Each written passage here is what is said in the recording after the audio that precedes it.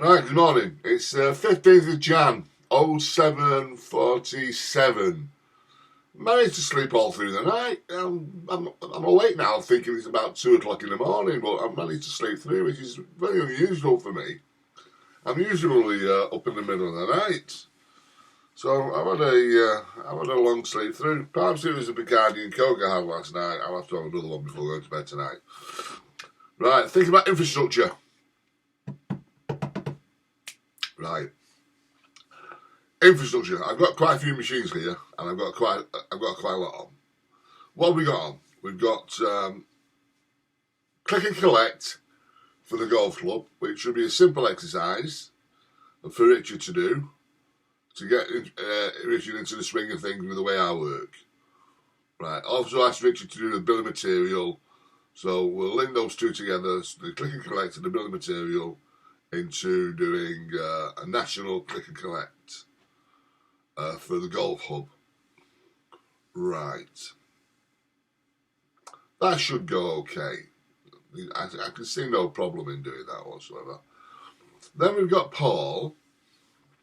Paul's working on bee sitting for Joby in his home spare time, which is an emporium, I believe.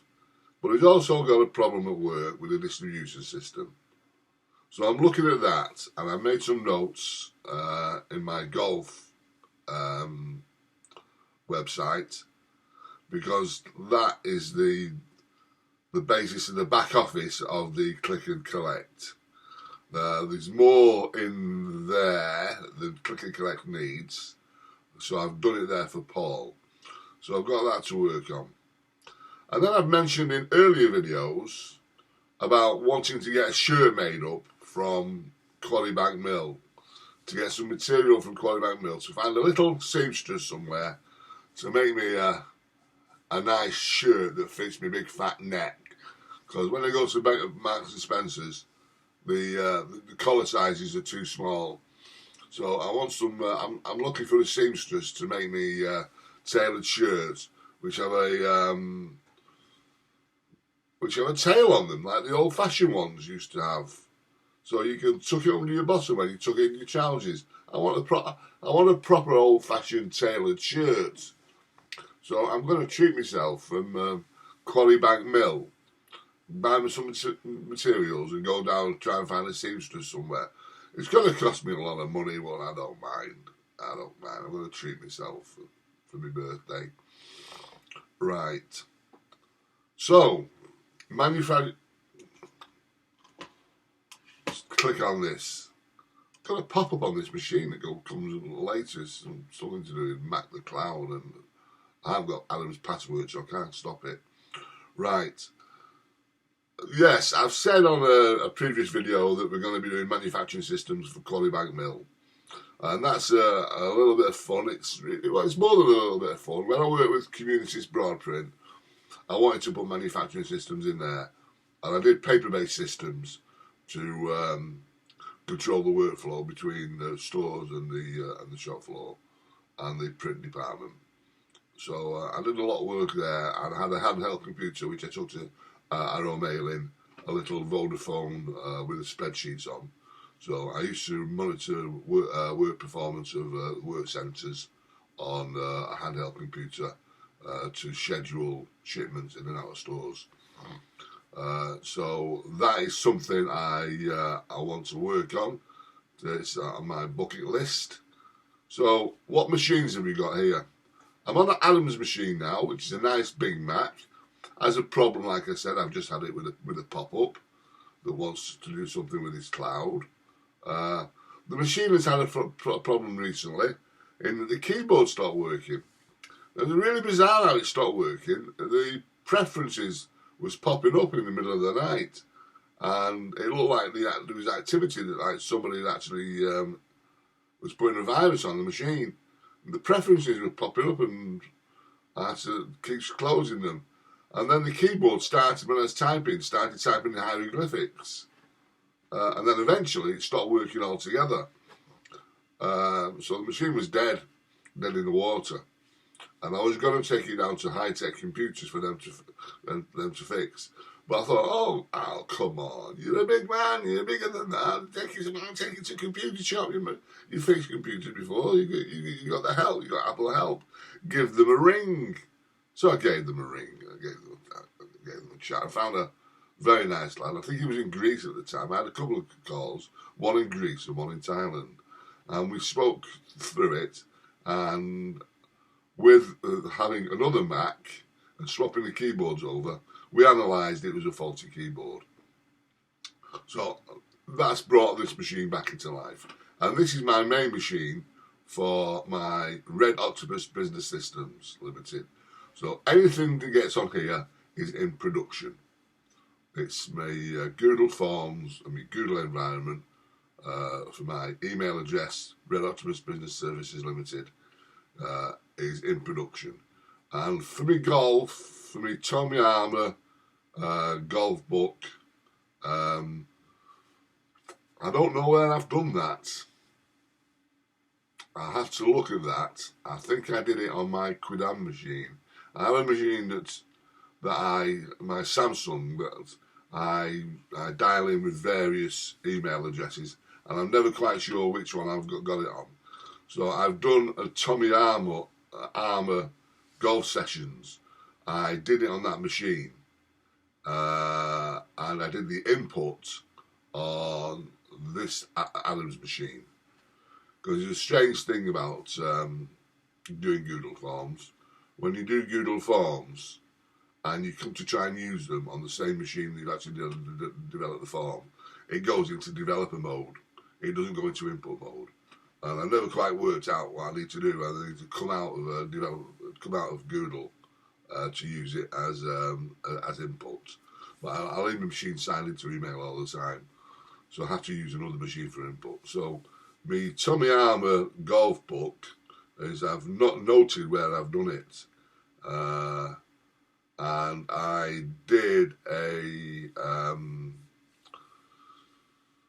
Phobos flowchart on my Samsung machine yesterday, and when I logged out of it, I had to log out of the machine because the machine had a problem, and log back in.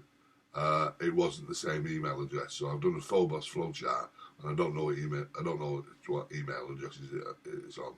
So I had to do it again on my Quidam. So I have a Samsung machine, which I call my Quidam machine because it's my Quidam email address, and I've used that, and I have to use that because I've registered with the NHS to become a peer mentor, and I get notification from the NHS about my peer mentorship through my Quidam machine. That's the machine I use for the NHS work that I do. Right, so that's the two machines I've got. This main machine for Adam, which is my production machine, and my Samsung machine, which is my developer machine, where I'm developing for the click and collect. Right. Let's go to files on there now. We've got Socrates, which is documentation, Google Documents. And we've got Phobos, which is forms, which is flowcharts and images. And we've got Deimos, which is data, which is Google Forms. So I shall be doing them for click and collect on my Samsung machine once Richard has done his thing, because the way I'm doing development now is through SSADM, and the first thing we do is a feasibility study. So I've got to write a feasibility study once I see that Richard is up and running, and what's going to dictate that is I want to see a site under construction from Richard, and that will trigger me to start work on a feasibility study. Alright, so Richard, this is for you, infrastructure. Get yourself going. Phone me up, give me your bank account, tell me where you're going to be hosting, give me a bill, and do a site under construction HTML. It'll take you 30 seconds to do that. So that's the trigger, that's the catalyst for this program. And you could then, if you wanted to, do any sort of table. You're working on Blazor. Let's see what Blazor's got. Let's see how Blazor works with a MVC. Give me an insight. Do a table. Think of any sort of table, and do a table, and add, and then amend and delete. And let's have that as a showcase. Let's do a showcase of what we can do to your style. So just pick a personnel table. We'll be wanting that soon, or a payroll table. We'll be wanting that. Think of something. Think of what you're working on your Blazor. Think of a table and do a showcase of the standard that we are going to adopt for an add, amend, and delete. Now the add, I know, Richard, is just a simple connect to a database and then a table insert with a couple of forms with a view. Now, this is what I want to do in MVC, and I thought MVC was like ASP.NET with a form where you actually put the checkbox and buttons, text box on the form, painted it using Visual Studio. But it's not, it's all codified, and when I read the book that you supplied with me, it says that MVC is totally different than ASP.NET. So we can start with trying to teach me MVC, and we can do this showcase of an add, amend, delete. Then in future enterprises, if I learn MVC to that degree, I can do prototyping. I'm using ProtoPage and Google Forms to prototype at the moment. And if I come up with an idea, before feasibility study, we can do prototyping. And that'll be fun. That'll be fun for me. Happy days. Happy days. Do some prototyping in MVC. Right, that's where we're trying to get to, right? Instead of prototyping in the ProtoPage and Google Forms, let's get it all up and running with MVC. And to do that, I need a showcase from you to know what I'm trying to deliver. And then what you can do is you can do the code. You can put the code onto, you can set up a Google Forms and Socrates documents. You can put the code onto a Google document and share with me on your ProtoPage so that I can take the source and I can start to learn and start to do things. So this video is getting to 13 minutes now. I've got to stop before 18 minutes, otherwise the video will cram out on me. So I've got to hurry up now. I've got my main machine, which I use for my email on a daily basis, which is my AB22 machine, my AB22 Gmail account and my Hotmail account. So that's where I'll be doing my prototyping for Paul's Bee Sitting and Quarry Bank Mill. Those are two exercises that we can take on board once we've got click and collect out of the way. So that's my third machine. And my third machine, my fourth machine, is a little Acer, which has just got a word processor on it. So I'll fire that up to see what I've got on there. And I might do that just to do native HTML, to do the help pages, and get FileZilla on there, and transfer those, FTP it up to Holsworth Golf Club. So I might use that machine to go down to the golf club and work from the golf club in the when it's open, work in the, go and have my lunch there, and do some raw HTML on a little Acer machine. Can't get much on the Acer machine. because it was only a cheap one. It was only £140. And I bought it just to look at Windows 10 to see what Windows 10 had to offer. So right, this has got some 15 minutes. I'm going to stop now before the machine goes. So we're working on Bee Sitting for Paul. We're working on Click and Collect. We're working on Paul's disaster recovery for his business, and we're working on Quarry Bank Mill. So let's have a good day now. It's 8:02.